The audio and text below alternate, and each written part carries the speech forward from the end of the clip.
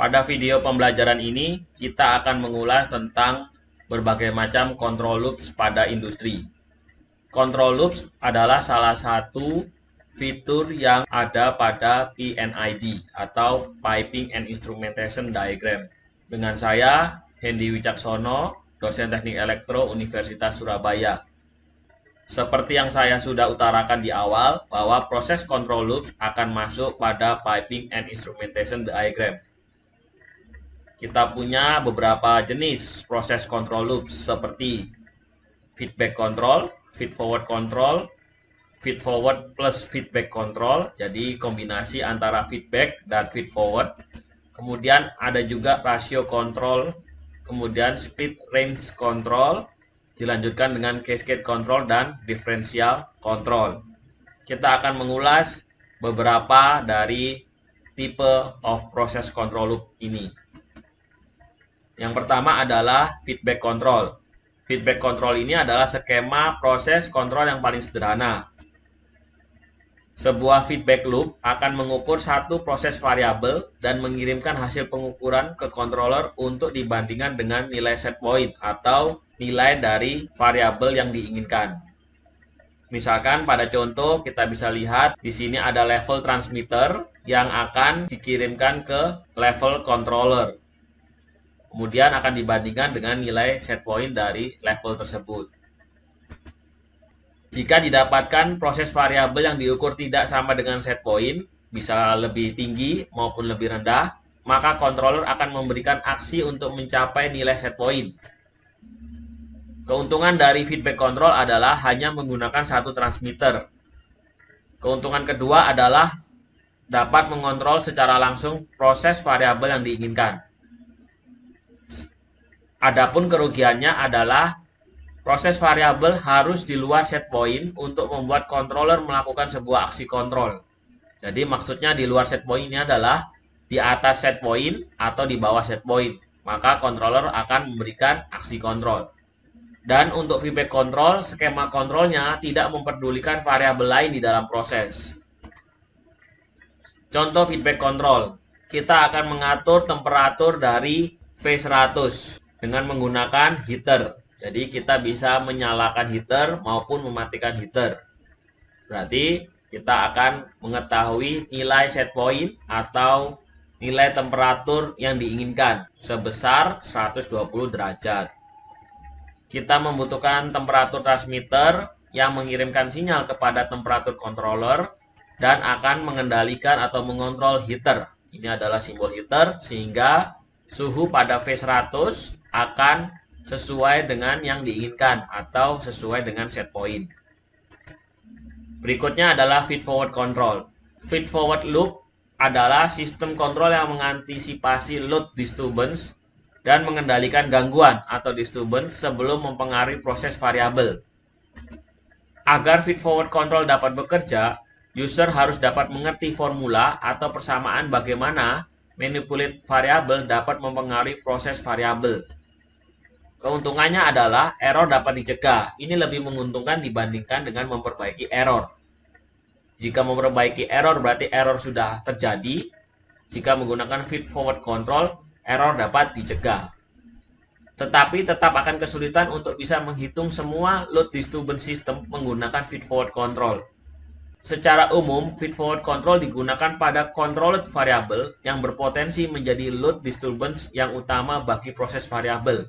Jika dilihat pada contoh, proses variabel adalah temperatur, sehingga kita hanya membutuhkan temperatur indikator di sini, dan yang sebagai controlled variable adalah flow rate. Jadi kita bisa pasang flow transmitter di sini untuk mengirimkan sinyal kepada flow controller dan akan mengendalikan valve CV100. Contoh feed forward control. Semisal proses variabel adalah pressure. Dan yang kita inginkan adalah mempertahankan pressure pada 60 PSI. Kita akan membutuhkan pressure indikator. Dan sebagai controlled variable adalah flow.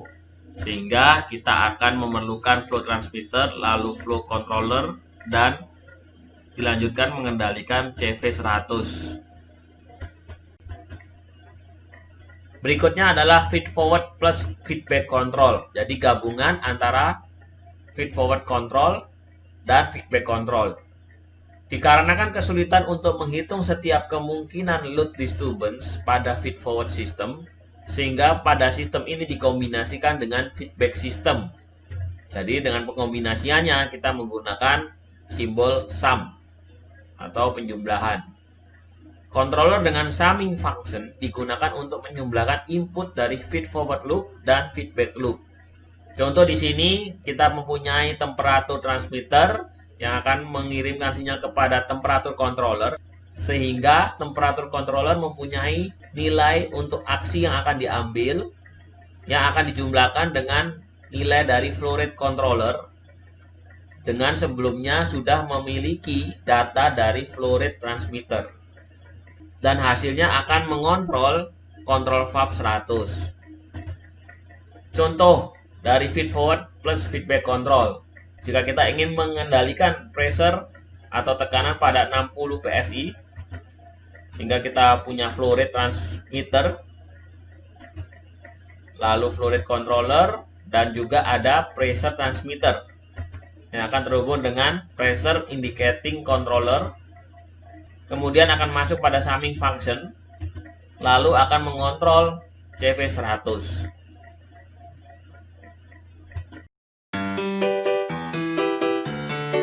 Selanjutnya soal latihan. Pada gambar menunjukkan sistem boiler yang digunakan untuk menyuplai hot steam menuju turbin. Sistem ini membutuhkan suplai tekanan 100 PSI hot steam menuju turbin, di mana PCV 100 akan terbuka ketika tekanan mencapai tekanan yang diinginkan, yaitu 100 PSI. Dengan menggunakan pressure control melalui temperatur dan pressure measurements pada boiler, gambarlah feed forward plus feedback control loop system. Jadi kita akan mengontrol tekanan pressure melalui temperatur. Kita membutuhkan temperatur transmitter, lalu ada temperatur indicating controller, kemudian pressure transmitter itu sendiri yang terhubung pada pressure indicating controller, di mana keduanya akan mengeluarkan aksi yang dijumlahkan untuk mengontrol PCV 100. Berikutnya adalah rasio kontrol. Rasio kontrol digunakan untuk memastikan dua atau lebih aliran dapat dijaga dengan rasio yang sama meskipun laju alirannya berubah.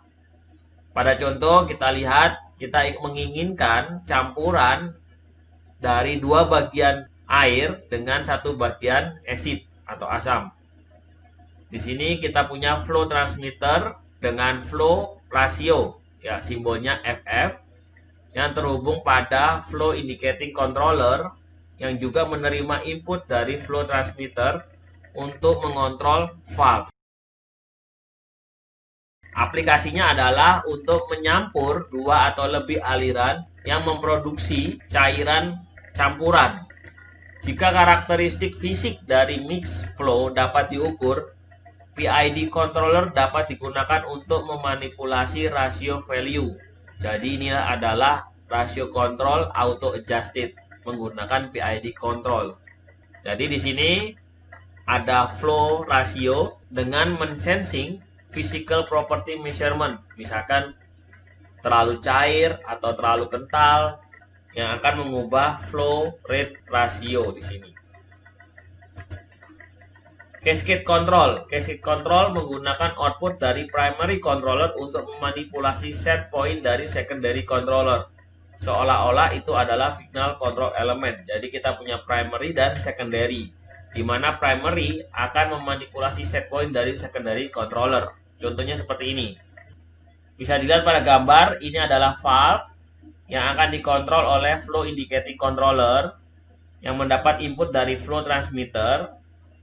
Dan yang kita tahu bahwa flow indicating controller atau controller selalu mempunyai set point. Nah, pada cascade control, set point dari FIC ini atau secondary controller ini itu tidak konstan, alias bisa berubah-berubah bergantung dari output primary controller. Di sini primary controllernya adalah temperatur controller yang mendapat input dari temperatur measurement TT. Alasan menggunakan cascade controller agar secondary controller dapat mengatasi disturbance pada secondary loop. Kemudian agar secondary controller dapat mengontrol nonlinear valve dan masalah final control elemen lainnya. Agar operator dapat langsung mengontrol secondary loop selama mode operasi tertentu, seperti saat start awal. Misal pada saat start awal, kondisi masih dingin, diperlukan laju aliran yang cepat. Maka pada saat start awal, nilai set point akan berbeda dengan kondisi normal. Kebutuhan untuk cascade control adalah secondary loop proses harus lebih cepat, setidaknya 4 kali lebih cepat dari primary loop. Secondary loop memiliki pengaruh terhadap primary loop. Secondary loop harus dapat diukur dan dapat dikontrol. Berikutnya adalah latihan. Pada gambar menunjukkan proses pengaturan pH, di mana pH yang ingin dipertahankan adalah 6,5. pH di dalam tank dikontrol dengan menambahkan NaOH menuju tank. Tetapi kita juga terkadang harus memperhatikan laju aliran atau flow of waste, di mana flow of waste ini mempunyai pH 4,5. Jika terdapat waste flow, maka pH pada tank akan mengalami penurunan. Berikut jawabannya. Jadi kita memiliki secondary loop berupa pH, sedangkan sebagai primary loop adalah flow. Kita membutuhkan flow transmitter yang akan terhubung pada flow controller yang menghasilkan nilai output untuk mengubah set point dari pH controller. Yang pH controller ini juga menerima data dari pH transmitter. Kemudian akan mengontrol control valve. Berikutnya adalah split range control. Jadi pada split range control ini terdapat beberapa range control. Jadi dia punya valve A dan valve B yang bekerja bersama-sama, namun proporsi dari valve A dan valve B berbeda. Contoh ketika kita punya flow transmitter yang akan terhubung pada flow controller, kemudian ketika 0-50% output akan mengalir melalui valve A. Sedangkan jika outputnya adalah 50-100%, maka output akan mengalir melalui valve B. Ini juga contoh dari split range control. Jadi dia punya tank, 2 tank, TK101 dan TK102 yang akan mengaliri atau mengisi TK100. Jadi pH transmitter akan mengirim data kepada pH controller, lalu pH controller akan mengontrol 2 valve sekaligus. Ya, dengan ketentuan pembagian range control. Split range control mengakhiri video pembelajaran ini. Sudah tuntas pembelajaran desain PNID dari awal hingga akhir. Terima kasih.